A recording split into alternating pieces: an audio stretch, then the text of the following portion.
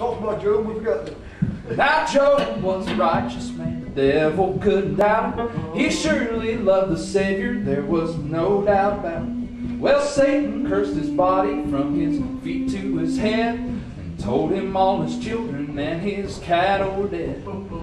Job's wife said, why don't you curse your God and die? But Job said, woman, you speak like a foolish child. He ain't never done me nothing but good, nothing but good. Well, I gave my heart to Jesus, took him as my Savior. I cast my lots with the chosen ones and started out for heaven. But soon I was forsaken, my friends left one by one. The good Lord walked beside me, never left me alone.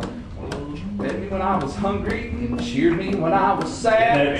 He has been the dearest friend this child has ever had. He ain't never done me nothing but good, nothing but good. Now history tells of Polycarp, who was martyred for the gospel's sake.